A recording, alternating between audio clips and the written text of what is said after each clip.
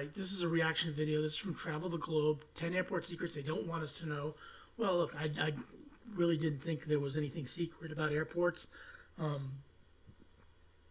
You just go there, you board your plane, you land at another airport, you get off, and you go back to the other one. And it is what it is. I'm going to be going to Heathrow, John Glenn, JFK, and Logan. So let's see.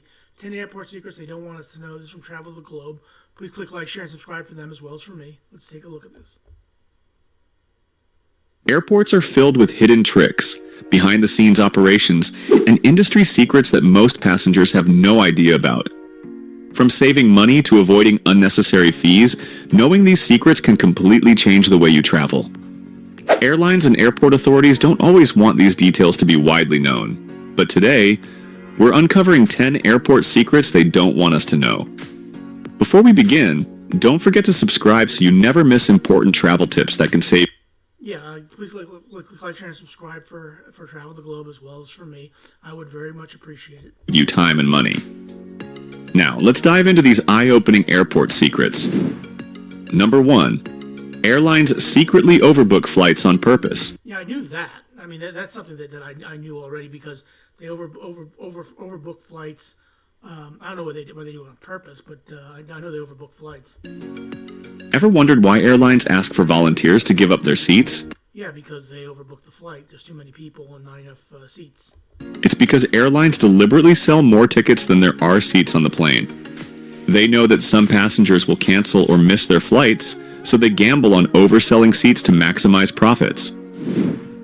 The problem is, when everyone actually shows up, someone gets bumped off the flight. Airlines will first ask for volunteers by offering travel vouchers, but if no one steps forward, they legally have the right to remove passengers. Yeah, I knew about that. I don't know how they do it, but I did know that. If you get a travel voucher, and then you get booked on a different flight. What they don't want you to know is that you can negotiate for more compensation. Now, I tried that when they offered me. I was flying from Portland, Maine to Detroit, and if you're bumped from they asked, would you want a voucher? I asked for $400, but I guess they were looking for $200 or $300, so I didn't get bumped. Flight involuntarily, you may be entitled to cash compensation of up to $1,550 in the U.S., or even more in other countries. Never accept the first offer. Airlines often start low and increase it if passengers push back. Number 2. Airport security uses psychological tricks on you. Airport security isn't just about scanning bags and checking passports. They actually use psychological techniques to catch suspicious passengers. That's something I did not know, but I'm not a suspicious passenger, and since I have, at least in the United States, the travel, I can just go through security without too much difficulty. The Behavior Detection Program is a secretive method used by the TSA and other global security agencies. Yeah, I have TSA pre-booked, so I can, or pre-screening, so I can just go right on through. To spot nervous travelers who might be hiding something. Security officers are trained to watch for signs of stress, like excessive sweating, avoiding eye contact, That could also be because you're late and you're trying to catch the plane. or unusual body language. If they suspect something, they might randomly select you for extra screening, even if your bag is clean. Another little-known trick. Some airports use plainclothes officers disguised as travelers who listen in on conversations and observe people in waiting areas. So, next time you're at the That makes sense. To be fair, I don't have a problem with that. That makes sense. That's for security purposes. airport, stay calm and act natural to avoid unnecessary delays. Number 3. Water fountains are right next to overpriced bottled water. One of the easiest ways airports make extra money is by selling bottled water at ridiculously high prices. Yeah, I did know that. That's why I don't get bottled water if I don't have to. I can, it doesn't make any sense to buy it there. And all the prices there are very expensive. It doesn't make any sense to buy anything at the airport. What they don't want you to know is that there are free water fountains and refill stations just a few steps away from these expensive airport shops. Many airports around the world now have designated refill stations where you can fill up your own bottle for free. Some even have filtered water stations for added convenience. The trick is that airports strategically place these refill stations out of direct view, while making sure expensive bottled water is in plain sight. Yeah, again, that's something. That is what it is. If you're in an airport and you can't find where the refill station is, that's on you. You should be able to find it. I realize they put us out of eyesight, but if you know they have it there, then you can just look at the map or find it. To save money, always bring an empty reusable water bottle through security. Once you pass the checkpoint, find a water fountain and refill it for free instead of paying $5 or more for a single bottle. Number 4. Airport Wi-Fi tracks your location and data. Yeah, that's something I did know about. This is why I generally don't use the Wi-Fi at the airport unless I have to.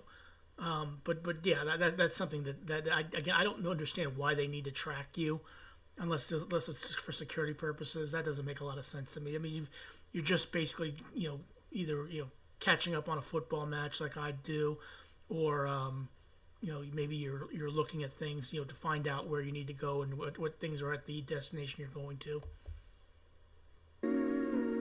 Free Wi-Fi at airports might seem like a great convenience, but what most passengers don't realize is that airports collect your data when you connect. Many airport Wi-Fi networks track your browsing activity, location, and even how much time you spend at certain places. Some airports sell this data to advertisers or use it to analyze passenger movement and spending habits. Even worse, some public Wi-Fi networks are not secure, making it easier for hackers to steal personal information. To protect yourself, always use a VPN, virtual private network. Yeah, I have a VPN on my phone, so if I ever do that, I have a VPN, so that's good. So that's good to know. Network when connecting to public Wi-Fi.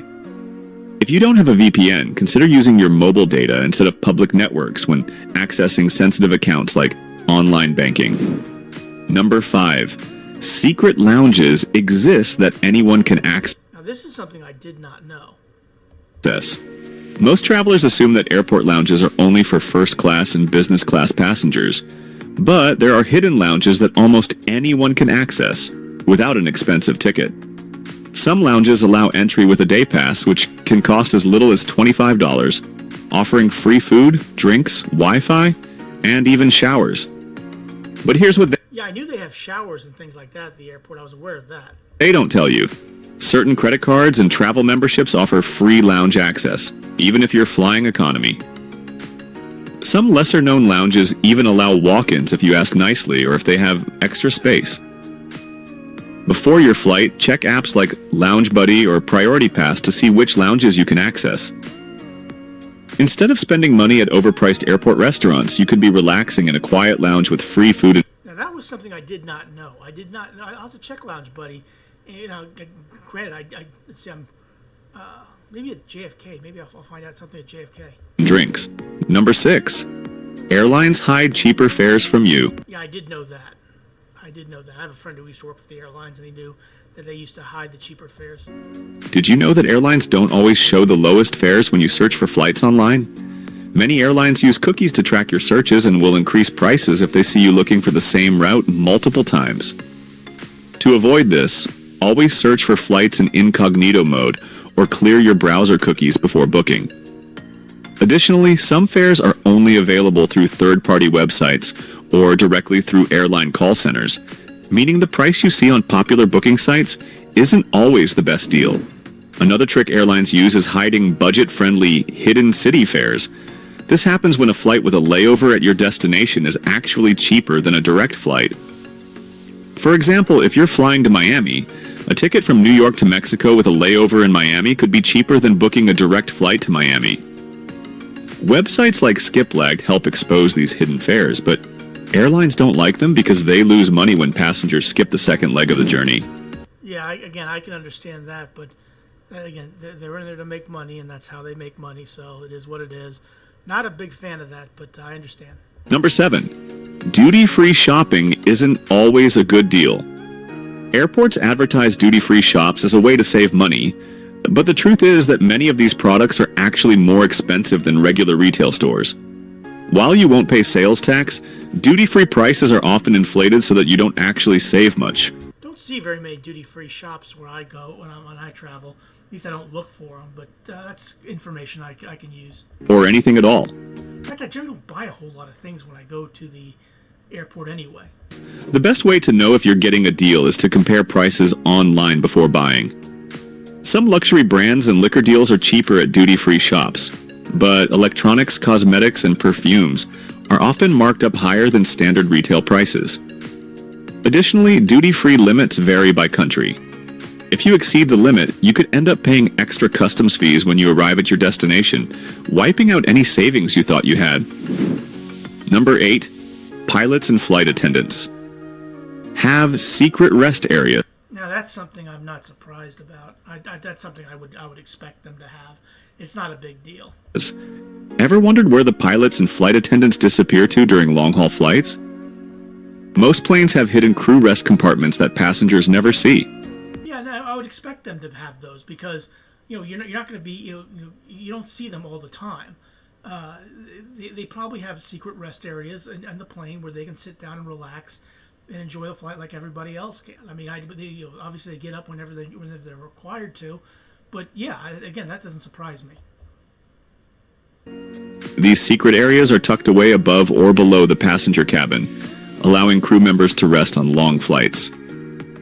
On large aircraft like the Boeing 777 and 787 Dreamliner, there are small hidden staircases leading to sleeping quarters where pilots and flight attendants have bunk beds, privacy curtains, and even entertainment systems.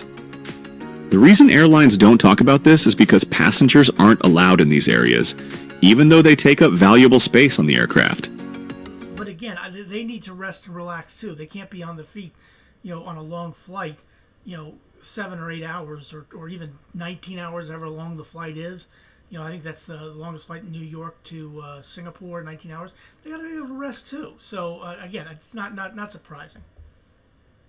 It's a necessary feature to keep the crew well rested, but it's interesting to think that while you're struggling to sleep in an economy seat, there are hidden beds just a few feet away. Number 9. Some baggage handlers are paid based on speed, not care. Now this is something that is absolutely crap. They should be paid on not on speed but on care. Look, I've many times I've brought like a frozen pizza home with me from down in Melbourne. There's a place called Bazaars. I buy a pie, I freeze it overnight, I put it in the suitcase, and I take it home. Well, I get back, my bag is all gone through, and I guess it's because the dog smelled the pizza, and so I thought I was trying to bring drugs. But yeah, it should be done on care, not on speed. Have you ever received your suitcase looking damaged, scratched, or even broken? That's because some airport baggage handlers are paid based on how quickly they load and unload luggage, rather than how carefully they handle your belongings. While most workers do their best, airlines put strict time limits on baggage loading, often requiring handlers to move hundreds of bags in a short period. This means that luggage gets thrown, stacked improperly, and sometimes even dropped. Yeah, that's why I don't like to bring things back which are like glasses or things like that, like a shot glass, something like that I carry on with me. I put that in my other my carry-on bag. But yeah, I do not trust and I didn't know they got paid on speed. That was something I was unaware of, but I certainly don't like put stuff in my bag that is breakable, because that is absolutely garbage if they get paid like that. To protect your luggage, always use a hard shell suitcase. Wrap fragile items in clothing, and avoid overstuffing your bag, which can make it more likely to burst open. And if your luggage is ever seriously damaged, remember that airlines are required to compensate you, but only if you report it immediately after landing. Number 10. Airports use decoy security lanes to keep lines moving. Have you ever noticed that some security lines move much faster than others? That is something I was aware of. I didn't know they used decoy security lines, but I knew some security lines move faster. That's because airports use decoy lanes to control congestion. These lanes are sometimes opened for VIPs airline crew or even just to balance out overcrowding. Well, no, like I said, I have TSA pre-check, so I can just go right on through. That may be what he's talking about here, because that TSA pre-check is something that is good for like 5 or 6 years, something like that, and you pay you get a check and you just go right on through. If you're stuck in a slow-moving line, watch for security agents quietly directing some passengers to faster lanes. Sometimes, simply asking politely if there's another available lane can get you through security much quicker. Another secret? Morning flights often have shorter security lines because fewer flights take off early in the day. If you want to breeze through security with minimal waiting, book an early morning departure instead of flying during peak. And that's not always the case. I've done an early morning departure, and it takes forever to get through the line sometimes. It's not always, like he said. Maybe they do, but it's not always quicker to go through security early in the morning. Afternoon or evening hours. Airports are filled with secrets, and now you know some of the biggest ones.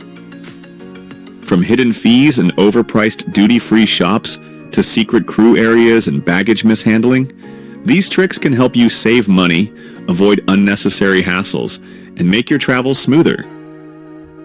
Okay, this is 10 airport secrets they don't want us to know. Travel the globe. Please click like, share, and subscribe for them as well as for me. I would very much appreciate it. But yeah, this is fascinating. This is interesting stuff I did not know. But okay, please click like, share, and subscribe for them as well as for me, and have a good rest of your day. Thanks for watching.